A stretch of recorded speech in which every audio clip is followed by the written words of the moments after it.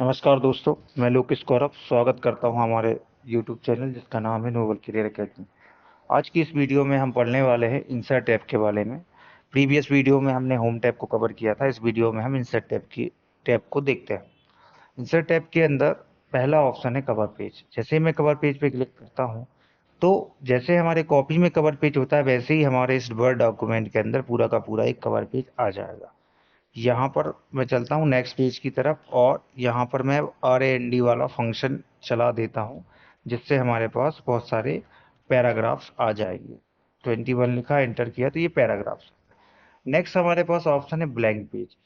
जिस जगह पे मेरा कर्सर है उस जगह पे जाके जैसे ही मैं ब्लैंक पेज पे क्लिक करता हूँ उसके बाद मुझे एक खाली पेज मिलेगा। जहाँ पे कर्सर था उसके बाद मुझे एक खाली पेज मिलेगा और खाली पेज के बाद बाकी का कंटेंट मुझे देखने को मिलेगा। तो ब्लैंक पेज का यूज ये हो गया कि हमको अगर खाली पेज ऐड करना है उसके लिए हम ब्लैंक पेज का यूज करते हैं। पेज ब्रेक का यूज क्या होता है? पेज ब्रेक का यूज है कि जब भी हमें कंटेंट को दूसरे पेज पे ले जाना है, नेक्स्ट पेज पे लेकर जाना है, तो उस जगह पर हम किसका यूज कर लेते हैं? पेज ब्रेक का यूज कर लेते हैं। मैंने पेज ब्रेक पे क्लिक किया तो बाकी का सारा कंटेंट कहाँ चला गया? नेक्स्ट पेज पे चला गया। अब यहाँ पे दोस्तों एक सवाल बनता है कि भाई हम ये चीज ऐसे भी तो कर सकते थे। मैं एंटर करते जाऊं, ऑटोमेटिकली मेरा बाकी का कंटेंट दूसरे पेज पे चला जाएगा। हमने ऐसा क्यों नहीं किया? तो हम ऐसा इसलिए नहीं कर सकते, इन फ्यूचर अगर मुझे यहाँ कुछ लिखने की जरूरत पड़ी, मैंने ये 4 5 6 लाइन मैंने यहाँ पर कंटेंट को लिखा, ठीक है। जब मैंने ये 6 लाइन कंटेंट को लिखा तो हम जब नेक्स्ट पेज पे देखेंगे ना, ऑटोमेटिक स्पेस आ जाएगा और पूरी फॉर्मेटिंग डिस्टर्ब हो जाएगी। इसलिए हम क्या करते हैं कि वो जो कंटेंट होता है उसके अंदर पेज ब्रेक कर देते हैं, जिससे अगर हमें इन फ्यूचर उस कंटेंट में कुछ लिखना हो तो हम इजीली उसको लिख सकते हैं। नेक्स्ट आता है हमारे पास टेबल। बहुत ही इंपॉर्टेंट टॉपिक है टेबल। MS वर्ड में सब जगह यूज करता है जो भी इसका यूज करना चाहे। अब टेबल को कैसे कैसे हम बना सकते हैं? तो टेबल को बनाने के जनरली 3 तरीके होते हैं। पहला तरीका, हम टेबल पे जाते हैं, हमको बॉक्सेस मिलते हैं, ये हमारे रो कहलाते हैं। और उसमें इस तरफ बढ़ते जाएंगे तो हमारे कॉलम बढ़ते जा रहा है, नीचे आते जा रहा है तो उतनी नंबर ऑफ रोज क्रिएट होते जा रहे हैं। एक तरीका तो ये कि हमको कितनी रो कितने कॉलम चाहिए उतने बॉक्स हम बना सकते हैं। दूसरा तरीका क्या है? दूसरा तरीका है कि हमारे पास यहाँ पर एक ऑप्शन आता है इंसर्ट टैब के अंदर, टेबल के अंदर। ऑप्शन ये बोलता है कि आप इंसर्ट टेबल कीजिए। वो आपसे नंबर ऑफ कॉलम पूछेगा, नंबर ऑफ रोज पूछेगा। तो मैंने कहा भाई मुझे कॉलम चाहिए 3 और रोज चाहिए थे मुझे 5। तो मैंने रोज 5 पे क्लिक किया। यहाँ पर और भी ऑप्शन है। कॉलम की जो विथ होगी वो कैसी होना चाहिए, कंटेंट जो होगा फिट होगा, ये हम उधर फॉर्मेटिंग से भी कर सकते हैं, यहाँ से भी कर सकते हैं। तो मैं आपको अभी फॉर्मेटिंग से ही चेक करके बता दूंगा। मैं जैसे ही ओके करता हूँ तो नंबर ऑफ कॉलम्स क्रिएट हो गए और नंबर ऑफ रोज भी हमारी क्रिएट हो गई। नेक्स्ट तरीका है हमारे पास ड्रॉ टेबल का। हम ड्रॉ टेबल पे जाते हैं और यहाँ पर इसको ड्रॉ कर लेते हैं टेबल को। तो जैसे मुझे इसमें कितने नंबर कॉलम चाहिए, कितनी रो चाहिए, उतना उस हिसाब से मैं इसको ड्रॉ कर लेता हूँ। लेकिन इसमें काफ़ी टाइम लगता है, इसलिए मुझे नहीं लगता कि ये तरीका सही है। हाँ, टेबल में अगर एडिट वगैरह करने की बारी आए तो हम इससे कर सकते हैं। अब ये जो मैंने टेबल बनाई है इसके अंदर मैं कुछ डेटा को फिल कर देता हूँ। जैसे मैंने डाला सीरियल नंबर, एक कॉलम लिया मैंने जिसका नाम दिया नेम, और एक लिया जिसका नाम मैंने दिया सैलरी। हमने यहाँ पर सीरियल नंबर डाल दिए 1 2। मैं 3 ही रिकॉर्ड रख रहा हूँ, 4 रिकॉर्ड मैं आपको बताऊंगा। यहाँ पे मैं नाम लिख देता हूँ, प्रिया, लोकेश, लक्षिता। सैलरी लिख देता हूँ इनकी मैं,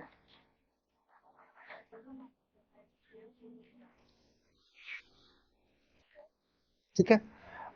ये रिकॉर्ड मैंने बना लिया। तो ये टेबल तो हमारा बन गया है, लेकिन इसमें फॉर्मेटिंग करना अभी बाकी है। फॉर्मेटिंग हमको नहीं दिख रही, नॉर्मल सा टेबल है। तो जैसे ही मैं टेबल पे क्लिक करता हूं तो आप देखेंगे व्यू के बाजू में हमको एक डिजाइन टूल बार मिलता है और उसी के बाजू में हमको एक लेआउट टूल बार भी मिलता है।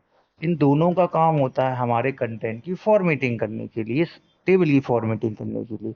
एक चीज का और ध्यान रखिएगा, ये दोनों टैब कब ओपन होंगे, ये डिजाइन और लेआउट? जब आप टेबल पे क्लिक करेंगे। अगर आपने टेबल के बाहर क्लिक कर दिया फिर आप ढूंढेंगे टेबल की फॉर्मेटिंग हो जाए तो ये तो संभव नहीं है। तो आपको टेबल पे करना है, फिर आपको डिजाइन पे जाना है। सबसे पहले मैं यहाँ टेबल स्टाइल पे जाता हूँ, तो यहाँ पर टेबल की बहुत अलग अलग स्टाइलें दी हुई हैं जिनका यूज़ हम कर सकते हैं। ठीक है, अब जो स्टाइल आपको अच्छी लग जाए उसको आप सेलेक्ट कीजिएगा, वो स्टाइल आपकी कंटेंट में आ जाएगी। इसके बाद यहाँ चलते हैं। जैसे ही मैं हेडर रो करता हूँ, देखो आप हेडर रो का कलर देख रहे हैं, डिफरेंट हो गया है। जैसे ही मैं फर्स्ट कॉलम पे क्लिक करता हूँ, फर्स्ट कॉलम का कलर चेंज हो रहा है। लास्ट पे क्लिक कर रहा हूँ तो लास्ट कॉलम का कलर चेंज हो रहा है। टोटल रो पे कर रहा हूँ तो नीचे जो एक लाइन हमने खाली छोटी छोड़ी थी, वो हमारी डबल लाइन होके शो कर रही, जैसे हमको टोटल वगैरह करना हो। वेंडेड कर देंगे तो रो की फॉर्मेटिंग एक एक के बाद एक दूसरी होती जाएगी। कॉलम कर देंगे तो उसकी फॉर्मेटिंग भी चेंज हो जाएगी। अच्छा, एक चीज का और ध्यान रखिएगा दोस्तों, ये जो फॉर्मेटिंग हमने की है ये डिपेंड करता है आपने कौन सी वाली स्टाइल यहाँ से सिलेक्ट की है। हो सकता है आपने कोई ऐसी स्टाइल सेलेक्ट की हो जिसमें ये फॉर्मेटिंग अप्लाई ना हो, आपने सिंपल वाली ले ली हो, उस जगह हमको इसका ध्यान रखना। नेक्स्ट हमारे पास ऑप्शन अवेलेबल है इसी के अंदर शेडिंग। शेडिंग क्या होता है? शेडिंग का सीधा सा मतलब है, जैसे मुझे इसका कलर बदलना था, किसका, सीरियल नंबर वाले पे, तो मैं शेडिंग पे जाता हूँ और यहाँ से जो भी कलर मैं पिक करूँगा तो मेरा वो कलर बैकग्राउंड में डल जाएगा। अगर मुझे पूरी की पूरी रो पर ये कलर करना था तो मैं पूरी रो को सिलेक्ट कर लेता हूँ, फिर जाके मैं सेटिंग डाल देता हूँ। जो सेटिंग में डालूंगा उसका कलर हमारे टेबल में आ जाएगा। बॉर्डर की बात कर लेते हैं। अगर मुझे बॉर्डर डालना है तो मैं सिलेक्ट कर लेता हूँ।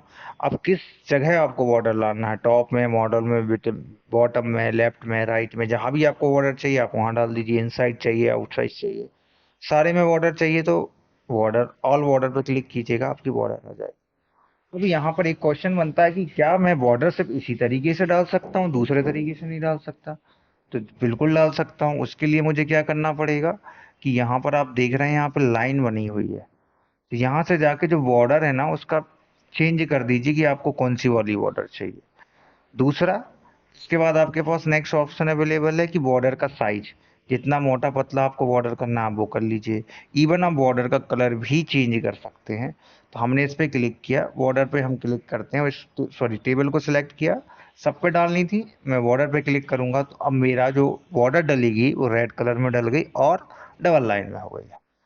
उसके बाद यहाँ पर नेक्स्ट ऑप्शन मिलता है हमारे पास ड्रॉ टेबल, जो हम पहले देख चुके हैं।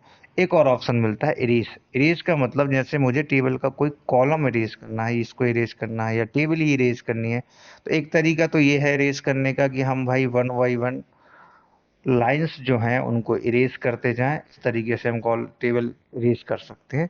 या एक दूसरा तरीका है जो अभी हमको लेआउट में देखने को मिलेगा। अब चलते हैं हम लेआउट की तरफ। लेआउट में पहला ऑप्शन होता है सिलेक्ट।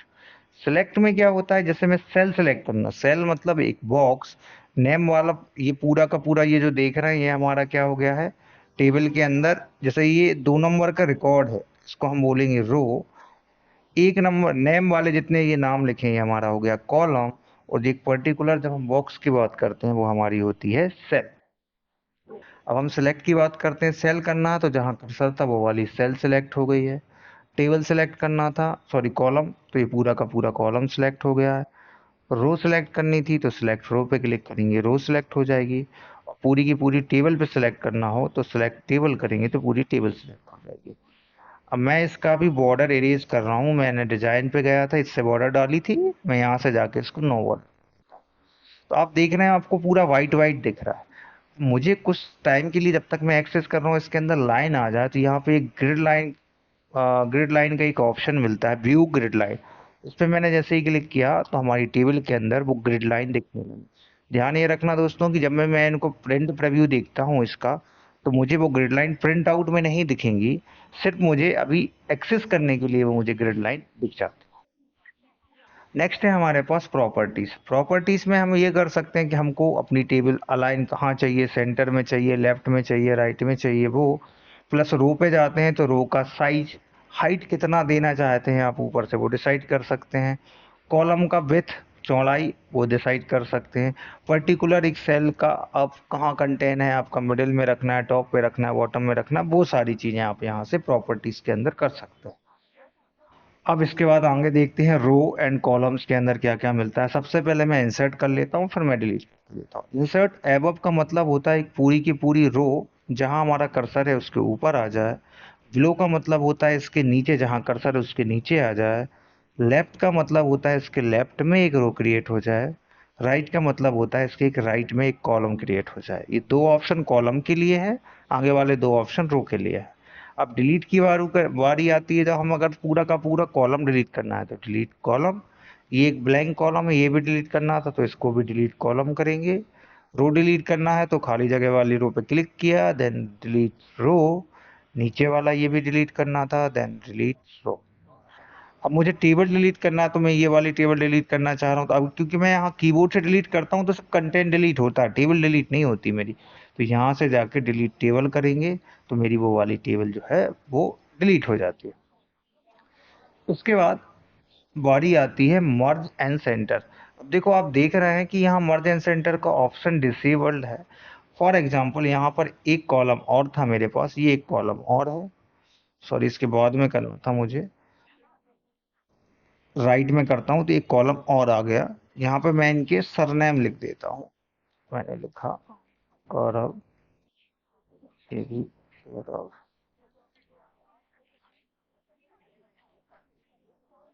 अब सरनेम लिखने के बाद कई बार हम देखते हैं कि भाई हम लोग ये चाह रहे थे कि ये ऊपर वाला name first name last name ना लिख के इन दोनों कॉलम्स को मैं मिलाकर सेल को मिलाकर इनको एक कर सकता हूँ। तो मैं इन दोनों को सिलेक्ट जैसे ही करता हूँ यहाँ पे मर्ज सेल का ऑप्शन इनेबल हो जाता है। मैं जैसे ही इस पे क्लिक करता हूँ तो मैं यहाँ पर फुल नेम लिख सकता हूँ।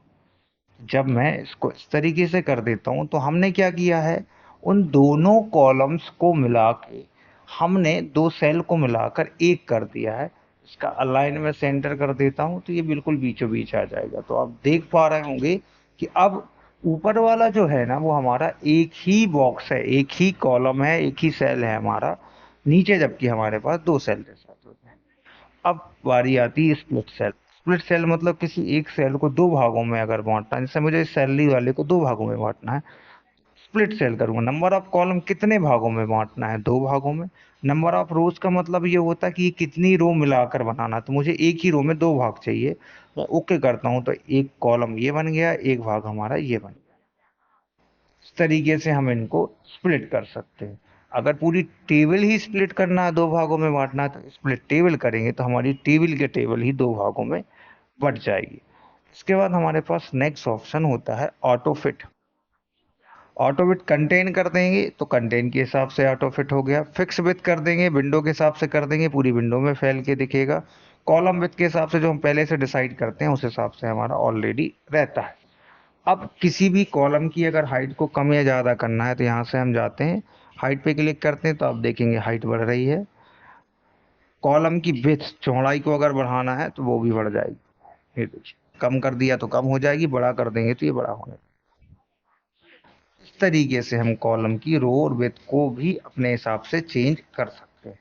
इसके बाद हमारे पास नेक्स्ट ऑप्शन अवेलेबल है। अगर हमें इन रो का साइज बराबर बराबर डिवाइड करना है तो टेबल को सिलेक्ट किया हमने, टेबल को सिलेक्ट करने के बाद डिस्ट्रीब्यूटेड रो कर दीजिए तो रो का साइज बराबर बराबर डिसाइड हो जाएगा। डिस्ट्रीब्यूटेड कॉलम कर दीजिएगा, कॉलम का साइज भी जैसा इक्वल ही था वो इक्वल डिवाइड हो जाएगा। उसके बाद हमारे पास नेक्स्ट ऑप्शन है,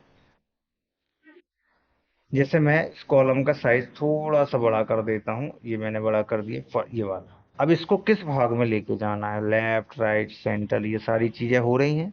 इसके बाद टेक्स्ट के डायरेक्शन, जिस डायरेक्शन में आपको टेक्स्ट ले जाना है।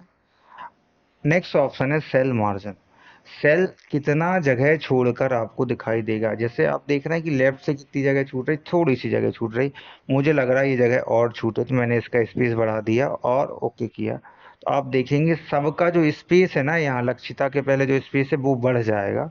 ये होता है हमारा सेल।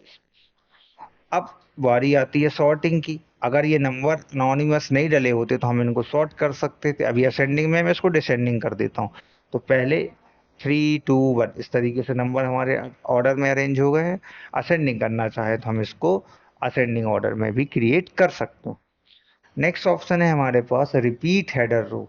ये बहुत ही जरूरी ऑप्शन। मैं यहाँ पे कुछ रोज डेटा क्रिएट करता हूँ जिससे मेरा कंटेंट कहाँ चला जाए, नेक्स्ट पेज पे चला जाए। आप देख रहे हैं हमारा कंटेंट नेक्स्ट पेज पे चला गया।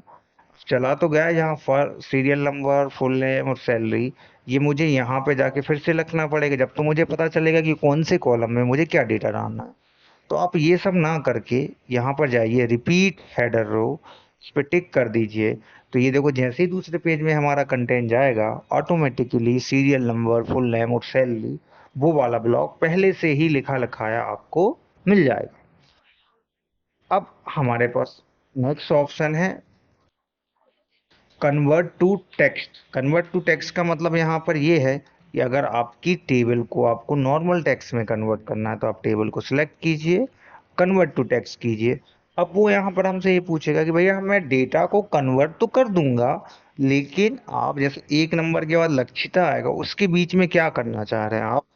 स्पेस देना चाह रहे हैं आप, कॉमे कॉमा लगाना चाह रहे हैं आप, अदर से कोई सिंबल डालना चाह रहे हैं? तो मैंने कहा टैब पे रहने दीजिए और ओके कीजिए।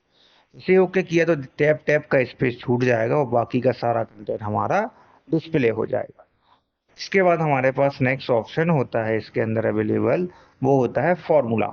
मैं जैसे ही फॉर्मूला पे क्लिक करता हूँ, यहाँ पर लिख कर आ गया सम एबव, मतलब जो सैलरी में नीचे वैल्यूज डली थी वो सारी की सारी यहाँ पर टोटल होकर आ जाएगी। आप जोड़ के भी देखिएगा, यही आंसर आएगा।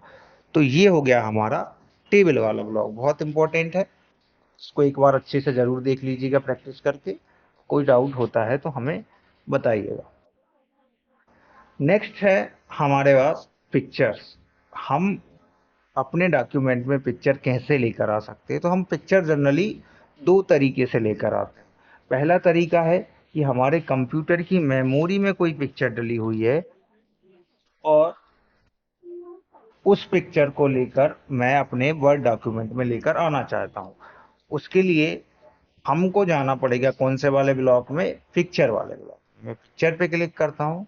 अब वो फिर आपसे ये पूछता है कि आपकी भाई पिक्चर किस जगह पे रखी। सपोज करो मेरी पिक्चर डेस्कटॉप पर है, तो मैं डेस्कटॉप पे क्लिक करता हूँ। पिक्चर की लोकेशन ढूंढता हूँ जहाँ पे भी मेरा पिक्चर है। सपोज करते हैं कि ये मेरा लोगो वाला, ये मेरी पिक्चर है, इसको मैं ओपन कर लेता हूँ, इंसर्ट कर लेता हूँ। तो ये मेरी पिक्चर यहाँ पर आ गई है। अब इस पिक्चर के अंदर भी एक फॉर्मेट टूल बार होता है, जिसके अंदर हम इस पिक्चर की बहुत सारी फॉर्मेटिंग कर सकते हैं।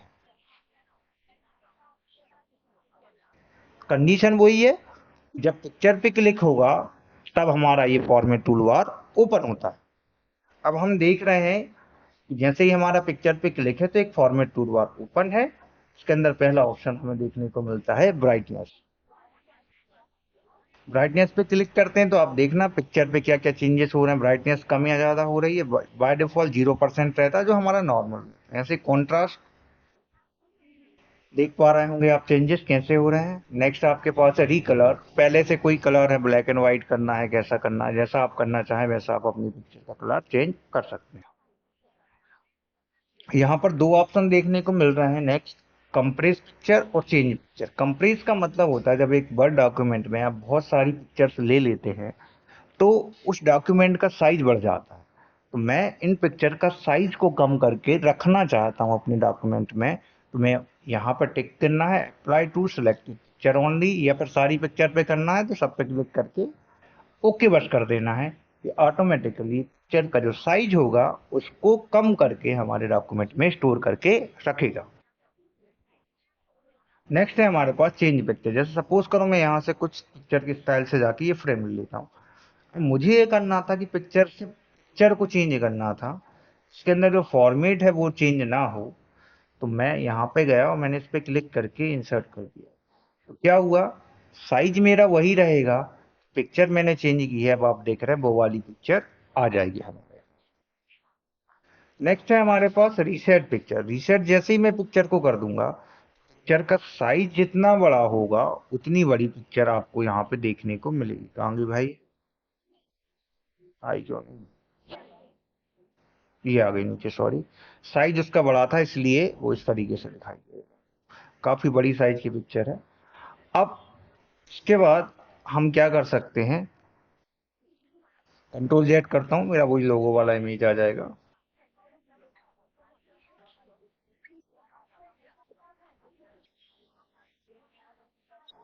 ये आ गया हमारा लोगो, ठीक है। इसके अंदर हम देखते हैं नेक्स्ट है हमारे पास पिक्चर का स्टाइल। पिक्चर का स्टाइल हमको बदलना है तो यहाँ पे बहुत सारे स्टाइल हमको पहले से दिए हुए हैं। जो स्टाइल आपको अच्छा लगे आप वो स्टाइल पे क्लिक कीजिएगा, आपकी इमेज में वो वाला स्टाइल डल जाएगा। ये देखिए, अब ये डल जाने के बाद पिक्चर को किसी भी शेप में भी हम कन्वर्ट कर सकते हैं। जैसे मुझे स्माइली वाला शेप चाहिए था, ये देखिए पिक्चर हमारा लोगो में शेप आ गया। आपको कोई दूसरा शेप चाहिए था जिसमें पिक्चर चाहिए थी, इस तरीके से आपका शेप में पिक्चर आ जाएगा। नेक्स्ट हमारे पास ऑप्शन अवेलेबल है कि जो हम बॉर्डर देख रहे हैं, काफी मोटी सी बॉर्डर दिख रही है, मुझे इसका साइज कम करना है, इसको पतला करना है। तो मैं पिक्चर बॉर्डर पे जाता हूँ, यहाँ से साइज जो भी है उसको हम पतला या मोटा कर सकते हैं। ईवन इसके अंदर जाके हम पिक्चर में डॉटेड बॉर्डर चाहिए, कैसी बॉर्डर चाहिए, जो भी बॉर्डर आपको चाहिए उस तरीके की बॉर्डर हम लेकर आ सकते हैं। अब पिक्चर आ जाने के बाद इसका साइज अगर कम छोटा छोटा या बड़ा करना है, या सॉरी पिक्चर के इफेक्ट, और देखिए शेडो, जैसे मैं शेडो पे क्लिक करता हूँ, ये देखो पिक्चर का शेडो नीचे बनेगा। और भी बहुत सारे इफेक्ट्स हैं जो आपको ठीक लगता है, 3D वाले चाहिए आपको, जो भी इफेक्ट आप कर देंगे वो आपका पिक्चर में दिखेगा। अब इसमें दो इफेक्ट डले थे, एक 3D, इसको हटाना है तो नो रोटेशन कर दीजिएगा। शैडो डला था एक शायद, शैडो पे जाता हूँ, इसको ऊपर देखता हूँ तो यहाँ पे नो शैडो लिखा होगा, तो मैं उस पर क्लिक कर देता हूँ, पिक्चर मेरी पहले जैसी नॉर्मल हो जाएगी। अब हमारे पास पिक्चर की साइज अगर छोटी करनी है तो ये एक तरीका है, यहाँ पे कॉर्नर पकड़ के छोटा कर दो, ये डॉट्स बन रहे हैं इनसे को पकड़ कर हम पिक्चर को छोटा कर सकते हैं। या फिर यहाँ पर हाइट दी हुई है, आप यहाँ से हाइट चेंज कर दीजिए, उसकी हाइट कम हो जाएगी, विथ ऑटोमेटिकली हो जाती है, विथ चेंज करेंगे तो हाइट ऑटोमेटिकली हो जाती है। नेक्स्ट ऑप्शन यहाँ पे दिया, पिक्चर को क्रॉप अगर करना चाहें तो आप पिक्चर की साइज को क्रॉप भी कर सकते हैं, जितना आपको लग रहा है उतना आप क्रॉप कर सकते हैं, पिक्चर आपकी क्रॉप हो जाएगी इसलिए। अब आ जाते हैं हम अरेंज वाले बॉक्स पे। अरेंज वाले में पहला ऑप्शन है पोजीशन। पोजीशन का मतलब आपको पिक्चर को किस भाग में लेकर जाना है, ये इस पोजीशन से डिसाइड हो जाएगा। इसके बाद हमारे पास नेक्स्ट ऑप्शन है टेक्स्ट रैपिंग। ये बहुत ही जरूरी है दोस्तों, इसको बहुत ध्यान से देखिएगा। अब आप देख रहे हैं कि पिक्चर तो हमारी आ गई है, लेकिन इसके आजू और बाजू में दोनों साइड कुछ एरिया जो है ना वो फालतू में बर्बाद हो रहा है, उसका कोई यूज नहीं है। या फिर पिक्चर को मैं कहीं एक स्पेसिफिक जगह पे लेके जा रहा हूँ तो मेरा पूरा टेक्स्ट डिस्टरबेंस हो रहा है कि कहाँ ले जाऊं। हम यहाँ टेक्स्ट रैपिंग देखते हैं। टेक्स्ट रैपिंग में दूसरा पहला ऑप्शन होता है inline with text. Inline with text already पहले से डला हुआ होता है, तो इसमें अलग से कुछ करने की जरूरत होती नहीं है। हमारे पास नेक्स्ट ऑप्शन है इसके अंदर स्क्वायर। जैसे मैं स्क्वायर पे क्लिक करता हूँ, आपका जो इमेज है इस इमेज के चारों साइड मैं टेक्स्ट को लिख सकता हूँ, ये कहलाता है हमारा स्क्वायर करने से हो जाता है। नेक्स्ट होता है टाइट। जैसे ही मैं टाइट पे क्लिक करता हूँ, आपका जो टेक्स्ट होगा वो इमेज के और पास पास जितना पास आ सकता है वो उतना आ जाएगा। बिहाइंड टेक्स्ट कर दूंगा तो हमारा इमेज पीछे चला जाएगा, और जो टेक्स्ट रहेगा वो इमेज के ऊपर रहेगा। इन फ्रंट ऑफ टेक्स्ट करूंगा तो क्या होगा, इमेज हमारी ऊपर हो जाएगी, टेक्स्ट हमारा नीचे हो जाए। इन फ्रंट ऑफ टेक्स्ट बहुत ज्यादा यूज होगा, क्योंकि इमेज को किसी भी भाग में कहीं भी ले जाना है तो फिर यही वाला ऑप्शन आपको यूज करना पड़ेगा। टॉप टू बॉटम मतलब इमेज के ऊपर और नीचे मैं लिख सकता हूँ, थ्रू आउट में मैं इमेज के चारों साइड लिख सकता हूँ। नेक्स्ट यहाँ पर ऑप्शन है रोटेट, तो इमेज को अगर रोटेट करना है तो मैं रोटेट भी कर सकता हूँ। यहाँ पर आप दो ऑप्शन देख रहे हैं, एक सेंड टू बैक और ब्रिंग टू फ्रंट। इसके लिए मैं एक इमेज लेकर और आता हूँ, पिक्चर से ही ले आता हूँ, डेस्कटॉप पे हम हैं, ये एक मेरी इमेज और है, ये आ गई मेरी। इसका साइज छोटा कर देता हूँ। देखिए मैं इस इमेज को इसको ऊपर लेके जाने की कोशिश कर रहा हूँ तो नहीं जा रहा है। इस कंडीशन में हमको इसको भी इन फ्रंट ऑफ टेक्स्ट करना पड़ेगा और दूसरी इमेज को भी इन फ्रंट ऑफ टेक्स्ट। अब इस इमेज को इसके ऊपर लेके जा रहा हूँ तो ये जा रही है। अब मुझे ये लग रहा था कि ये इमेज पीछे चली जाए और पीछे वाली सामने आ जाए, तो इसको हमको पीछे भेजना है। पीछे भेजना है तो सेंड टू बैक पे हम क्लिक करेंगे तो हमारी इमेज पीछे चली जाएगी। सामने लाना है, ब्रिंग टू फ्रंट पे क्लिक करेंगे तो हमारी इमेज सामने आ जाएगी। क्लियर हुआ दोस्तों? तो ये पूरा का पूरा कंटेंट हमारा किसके लिए हो गया है, इमेज के लिए हो गया। नेक्स्ट आगे बढ़ते हैं। नेक्स्ट हमारा है क्लिप आर्ट। क्लिप आर्ट का यूज ये होता है कि जब भी हम इमेज को कंप्यूटर की मेमोरी से ही लेकर आना चाहें तो उस जगह पर हम जाते हैं कहाँ, क्लिप आर्ट। क्लिप आर्ट पे क्लिक करता हूँ तो बाजू में एक हमारा विंडो ओपन होगा, जिसके अंदर अगर आप कोई इमेज सर्च करना चाहें तो आप यहाँ पे टाइप करके सर्च कर सकते हैं या फिर सीधा गो पे क्लिक करें। जितनी इमेजेस अवेलेबल होंगी वो सारी इमेजेस आ जाएंगी। किसी भी इमेज पे क्लिक करता हूँ तो जहाँ मेरा कर्सर रहेगा उस जगह पे वो इमेज आ जाएगी। तो जैसे ही इमेज आती है तो आप देख रहे हैं फिर से फॉर्मेट टूल बार खुलेगा, वो पूरा का पूरा सेम रहेगा जैसा अभी हमने पढ़ा हुआ था। इसको पढ़ाने की जरूरत तो है ही नहीं। अब हम आगे देखते हैं। पिक्चर क्लिप आर्ट के बाद हमारे पास नेक्स्ट ऑप्शन क्या है, सेव। अगर हमें अपने वर्ड डॉक्यूमेंट में कोई सेव क्रिएट करना है तो आप सेव पे जाएंगे तो यहाँ पर बहुत सारे सेव आपको मिलेंगे। जो सेव आपको क्रिएट करना है उस पर क्लिक कीजिएगा और पकड़ के खींच दीजिएगा तो आपका सेव आ जाए। सेव में भी एक क्या खुला, फॉर्मेट टूल बार ओपन हुआ है। फॉर्मेट टूल बार के अंदर देखते हैं क्या क्या है। इससे देखो हमारा सेव का कलर और स्टाइल चेंज हो रहा है। सपोज करो मुझे ये स्टाइल ठीक लगा लेकिन मुझे इसका अंदर का जो कलर है वो ठीक नहीं लगता, तो मैं सेव फिल पे जाता हूँ और यहाँ से जाके मैं इसका कलर चेंज कर सकता हूँ। और भी बहुत सारे ऑप्शन है, देखिएगा। इसके अंदर कोई पिक्चर डालनी है तो मैं जाऊंगा इसके अंदर और यहाँ से जाके कोई भी पिक्चर इस शेप के अंदर भी लगा सकते हैं, दूसरा तरीका। तीसरा तरीका, इस तरीके से टेक्सचर दिए हुए हैं तो मैं टेक्सचर भी फिल कर सकता हूँ। नेक्स्ट तरीका होगा टेक्सचर के अंदर जाएंगे तो ये देखो अलग अलग हैं, टाइल्स वगैरह बने हुए हैं, तो जैसा आपको ठीक लगता है वो आप ये भी ले सकते हैं। या फिर आप पैटर्न पे चले जाइए तो यहाँ पे जो कलर आपने सेलेक्ट किया था उसके हिसाब से पैटर्न आ जाएंगे, या फिर यहाँ से आप कोई भी कलर चेंज करके देख लीजिएगा तो जो कलर आप सेलेक्ट करेंगे उस कलर का पैटर्न आपको बन जाएगा। ये पैटर्न ले सकते हैं। अब इस शेप के अंदर आप ये चाह रहे हैं कि शेप तो यही रहे, सिर्फ शेप मतलब सॉरी स्टाइल यही रहे, सिर्फ शेप बदल जाए, तो हम ये वाला लिया। शेप वही है, मतलब उसका कलर वही है, सब कुछ वही है, सिर्फ शेप बदल गया। नेक्स्ट ऑप्शन हमारे पास है शेडिंग। शेडिंग के अंदर हम पिक्चर के अंदर शेडो डाल सकते हैं। अब इसमें जो हमने शेडो डाला है उस शेडो को हम मूव भी करा सकते हैं। आप देख रहे होंगे शेडो राइट साइड मूव हो रहा है, नीचे करना है नीचे कर सकते हैं, और अगर हटाना है तो इस बीच वाले ऑप्शन पे क्लिक करेंगे तो शेडो हट जाएगा।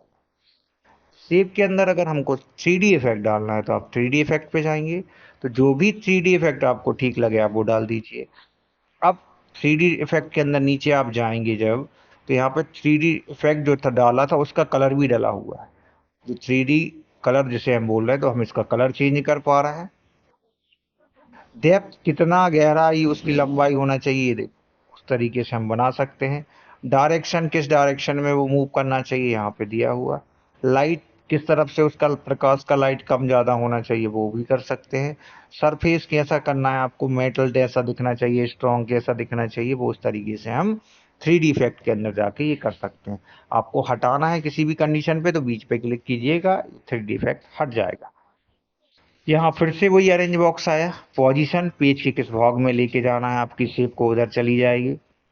टेक्स्ट रैपिंग कैसा आपको करना है, बिहाइंड करना है, इन फ्रंट ऑफ टेक्स्ट करना है, जो भी आपको करना है वो कर सकते हैं, अपने आप भी पढ़ा है। रोटेट आप इसको घुमा सकते हैं। साइज हॉरिजॉन्टल और वर्टिकल जैसा आपको साइज ठीक लगे आप बढ़ा सकते हैं।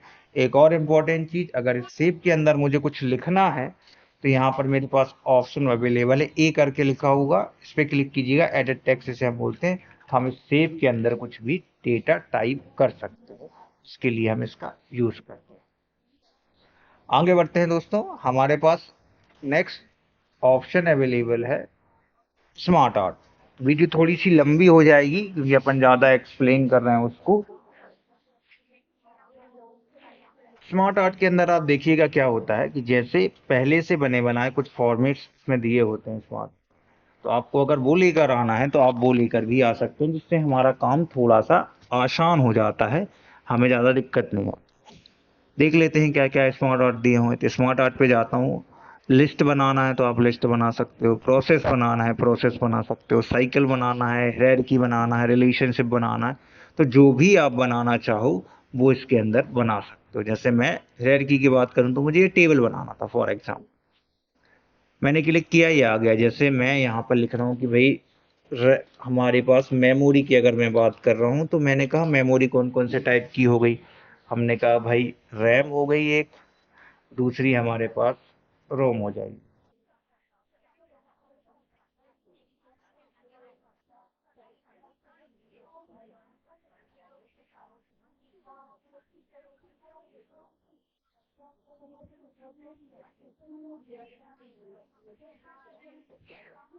दूसरी हमारे पास क्या हो गई, रोम हो गई। अब रोम के अंदर भी बहुत सारे टाइप होते हैं, हमने कहा पी रोम हो गया, ईपी रोम हो गया, ईईपी रोम हो गया, तो बहुत सारे ऑप्शन अवेलेबल होते हैं। अभी हम देखते हैं इसको। सबसे पहले तो मैं इस लिस्ट का स्टाइल चेंज कर सकता हूँ, जो भी मुझे स्टाइल ठीक लग रहा है वो स्टाइल में ले सकता हूँ। इसके बाद में अगर मुझे लग रहा है कि स्टाइल लेने के बाद मुझे इसका कलर चेंज करना है, तो यहाँ से जाके जो भी कलर आपको ठीक लगे आप वो कलर भी कर सकते हैं। नेक्स्ट है आपके पास, अगर आपको फॉर्मेट पे जाना है, सॉरी यहाँ पर आइएगा पहले, अभी यहाँ पर ये ऑप्शन अवेलेबल है। शेप पे मैंने क्लिक किया, शेप को ऐड करना है तो ये चारों साइड ऐड हो सकता है, इसके पहले, इसके बाद में, इसके ऊपर और इसके नीचे। तो मुझे इसके बाजू में करना है, तो ये यहाँ पर ऑप्शन मिलेगा, एक बिफोर एक आफ्टर। मैंने आफ्टर पे क्लिक किया तो इसके बाजू में एक ऑप्शन आ गया, तो मैंने यहाँ पर ईपी रोम लिख दिया। और चाहिए तो आप और आ सकते हैं ऐसे ही। अब यहाँ पर एक और इंटरेस्टिंग सा टॉपिक है कि यहाँ पर राइट टू लेफ्ट किया तो राइट वाला कंटेंट लेफ्ट में आ जाएगा और लेफ्ट वाला कंटेंट कहाँ चला जाएगा, राइट में चला जाएगा। जो नाम हम लिख रहे थे यहाँ पर टेक्स्ट के अंदर, ये जो लिखा है, तो वो हम एक टेक्स्ट पैनल पे क्लिक करते हैं तो यहाँ से भी लिख सकते हैं। रैम है तो हमने कहा एस रैम हो गई है, और हमारी एक डी रैम हो गई है। तो आप इस तरीके से भी इसके अंदर कंटेंट को लिख सकते हैं। टेक्स्ट पैनल से टिक हटा दीजिए, हट जाएगा। नेक्स्ट ऑप्शन है प्रमोट और डिमोट। प्रमोट और डिमोट का मतलब यहाँ पर ये है कि अगर मैंने इसको प्रमोट कर दिया तो ये ऊपर चला जाएगा, और डिमोट कर दिया तो ये कहाँ आ जाएगा, नीचे आ जाएगा। इसके लिए हम इसका यूज कर लेते हैं। इतना समझ में आया दोस्तों। उसके बाद इसी के अंदर एक टूल बार और ओपन होता है जिसको हम बोलते हैं format tool bar. Format tool bar के अंदर पहला ऑप्शन दिया हुआ है चेंज शेप। मेरा जिस पे क्लिक है ना उसका शेप चेंज हो जाएगा। आप देख रहे हैं ये कॉर्नर प्रेस हो गए, इसको बड़ा छोटा करना है तो आप वो भी कर पा रहे हैं कि हम इसको बड़ा छोटा करना हो तो, या फिर यहाँ से लार्जर और स्मॉलर पे क्लिक करेंगे तो छोटा हो जाएगा। अब ये जो पर्टिकुलर शेप है इसका स्टाइल चेंज हो रहा है। शेप हमने अभी पढ़ा है, ये देखो उसी तरीके से इसका स्टाइल भी चेंज हो रहा है। शेप फिल के अंदर जाते हैं, वही सारे ऑप्शन मिलते हैं हमको कि किस तरीके का कलर आपको डालना है, आप वो डाल सकते हैं। आउटलाइन मतलब इसकी बॉर्डर, बॉर्डर का कलर कौन सा होना चाहिए, बॉर्डर कितने साइज की होना चाहिए, मोटी होना चाहिए, पतली होना चाहिए, जो आपको ठीक लगे आप कर सकते हो। शेप के अंदर हम इफेक्ट डाल सकते हैं, जो मैंने ये ग्रो डाल दिया। अब आप देख रहे हैं इसके अंदर कुछ टेक्स्ट लिखा हुआ है, जैसे हमने मेमोरी लिखा है, इस मेमोरी की भी हम फॉर्मेटिंग कर सकते हैं। मैंने ये देखो फॉर्मेट चेंज किया तो देखो हो रहा है। और भी अलग अलग टाइप के लिखने के फॉर्मेट्स हैं, वो आप यूज कर सकते हैं। टेक्स्ट फिल मतलब इसके अंदर का कलर, जो भी आपको कलर भरना है वो भर दीजिए। आउटलाइन मतलब इसकी बॉर्डर का कलर, तो मैंने रेड कलर की बॉर्डर डाली, ब्लैक कलर का टेक्स्ट लिखा, तो आप देख रहे हैं इस तरीके से वो दिख रहा है। अब इसके अंदर जैसे मैंने ये रिफ्लेक्शन लगाया तो ये देखो नीचे मेमोरी दिख रहा है। ग्रो कर दिया तो ये इस तरीके से ग्रो होकर दिखेगा। तो ये बहुत सारे ऑप्शन है।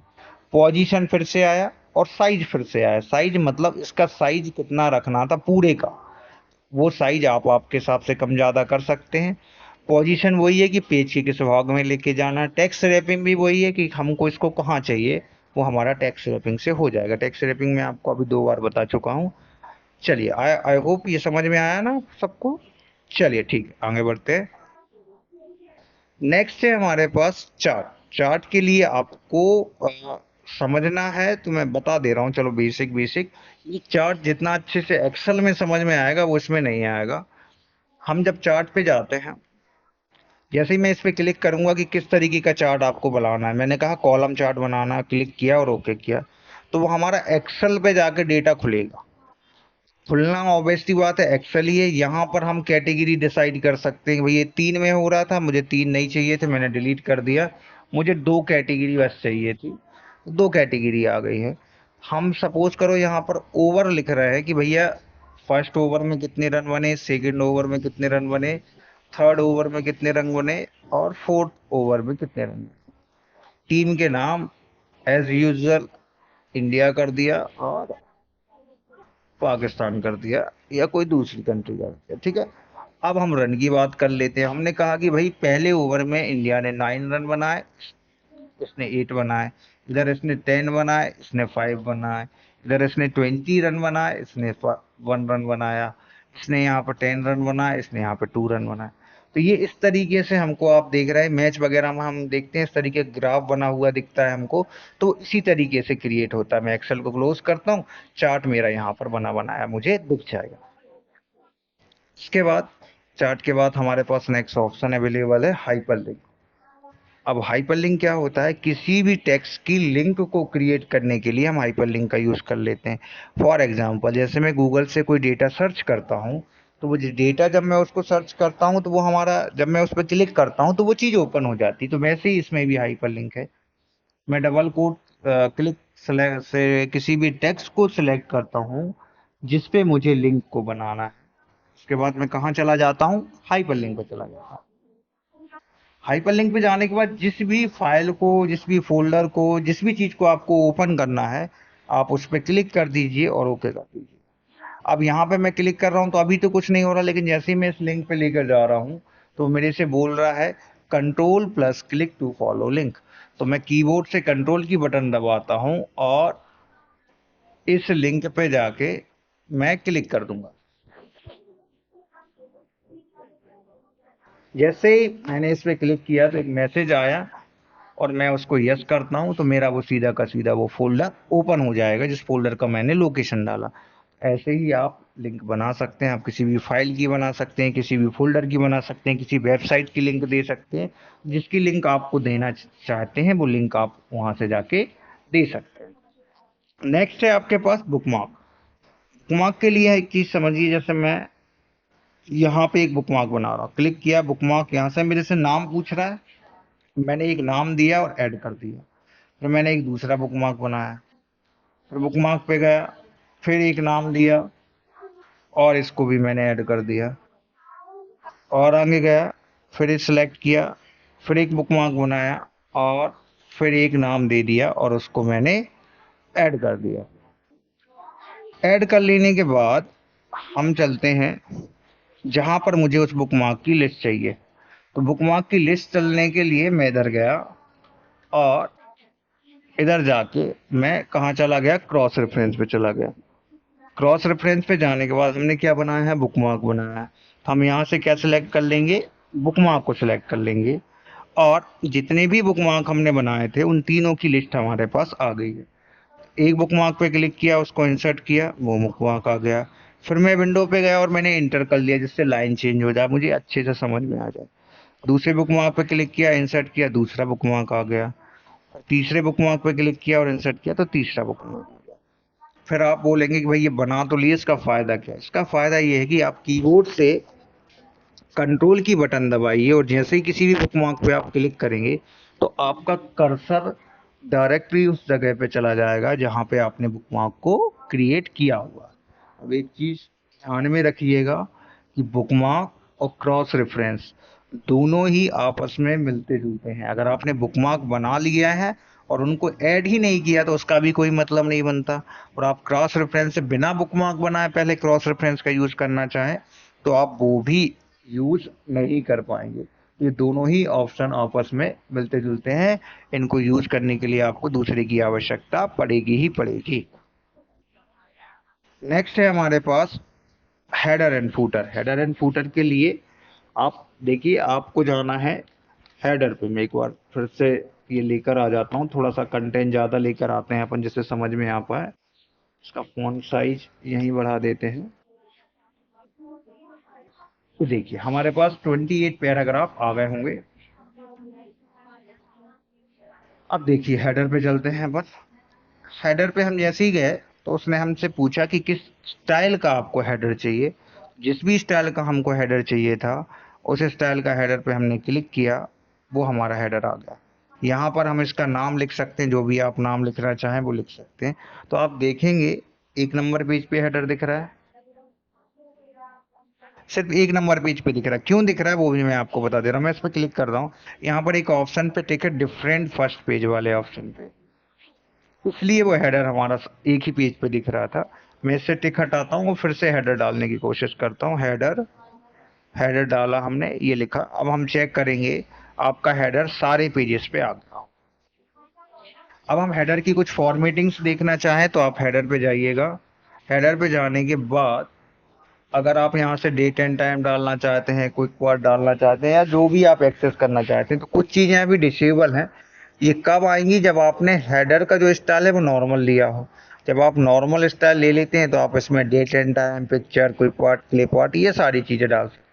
अगर आपने हेडर कुछ अलग स्टाइल का लिया हो तो हो सकता है ये सारे ऑप्शन अवेलेबल ना हो। ये 3 ऑप्शन बहुत इंपॉर्टेंट है, ये आपको ध्यान से देखना है। पहला ऑप्शन क्या है? Different first page. Different first page पे अगर आपने टिक कर दिया तो पहले पेज पे हेडर डलेगा, आपको दूसरे पेज पे हेडर दिखाई नहीं देगा। इसके लिए इसका यूज करते हैं। अगर आप ये चाहते हो कि आपका जो हेडर आपने डाला है उस हेडर में different even and odd page, even odd page आप समझते होंगे। पहला नंबर पेज ये है, दूसरे पे नहीं डला, फिर तीसरे पे डला, चौथे पे नहीं डला, पांचवे पे डला। आप ये चाह रहे थे कि लेफ्ट साइड पेज में हम कुछ और डालना चाह रहे हैं, राइट साइड पेज में कुछ और डालना चाह रहे हैं, तो उसके लिए ऑप्शन अवेलेबल होता है different odd and even page. Different first page में पहले नंबर वाले पेज पे अलग डलेगा, बाकी सब पे अलग डलेगा।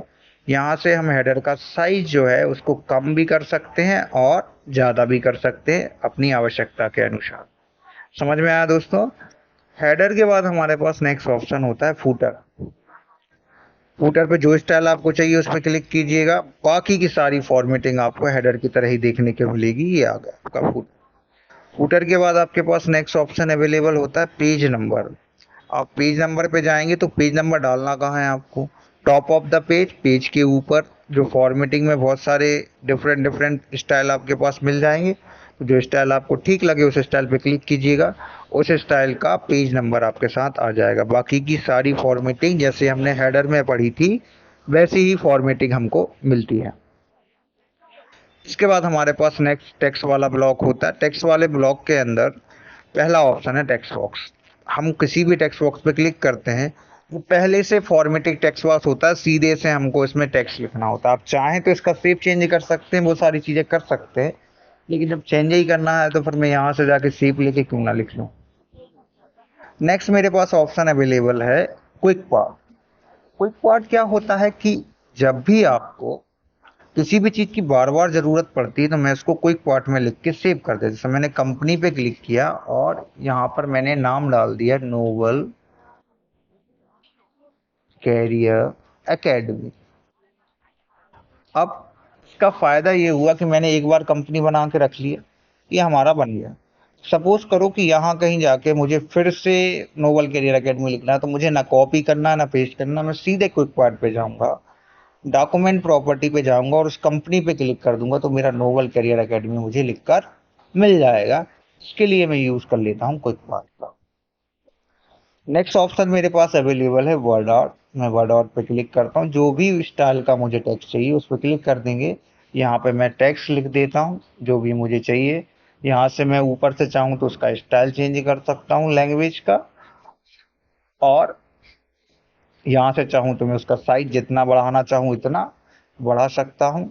बोल्ड, इटैलिक जो भी मुझे करना है वो यहाँ से करके मैं ओके कर देता हूँ तो वो टेक्स्ट मेरा लिखकर आ जाएगा। अब इसके अंदर भी एक फॉर्मेट टूल बार ओपन हो गया, तो यहाँ से हम देखना चालू करते हैं एडिट टेक्स्ट। एडिट टेक्स्ट में नाम को अगर चेंज करना चाहें वो कर सकते हैं। स्पेसिंग, इन वर्ड के बीच में कितना स्पेस करना है आपको, टाइट रखना है, नॉर्मल रखना है, जो भी करना चाहें वो कर सकते हैं। यहाँ नेक्स्ट ऑप्शन होता है हमारे पास इवन हाइट। इवन हाइट जब हम करेंगे तो सबका साइज इक्वल हो जाएगा, ये हमारा होता है इवन हाइट। आपको हॉरिजॉन्टल वर्टिकल जैसा टेक्स्ट चाहिए वैसा हो जाएगा। ये अलाइन ऑलरेडी होता है, इसको करने की ज़रूरत नहीं पड़ेगी आपको। यहाँ से टेक्स्ट अलग अलग स्टाइल में भी दिया हुआ है, आप कर सकते हैं। शेप फिल पे जाएंगे तो आप शेप के अंदर का जो भी कलर है वो बदल सकते हैं। बदलने के बाद आप इसकी बॉर्डर का कलर चेंज करना चाहें तो आप बॉर्डर का कलर चेंज कर सकते हैं। बॉर्डर का साइज को अगर मोटा पतला करना चाहें तो आप वो भी कर पाएंगे इससे। और स्टाइल ये रखना, सब कुछ यही रखना है। देखो यहाँ पे शेप बहुत अलग अलग तरीके से लिख सकते हैं, हमको जो ठीक लगे आप उस तरीके से लिख लीजिए। यहाँ पे उस शैडो वही ऑप्शन है जो अपन ने अभी पढ़ा हुआ था कि शेडिंग कैसे लगाते हैं। 3D इफेक्ट भी हैं, नाम को 3D में लिखना है तो आप 3D में भी लिख सकते हैं तो वो भी हो जाएगा। पोजीशन फिर से वही है जो आपने यूज़ किया हुआ है। हाइट और विड्थ आपका फिर से आ गया, आप उसको भी एक्सेस कर सकते हैं।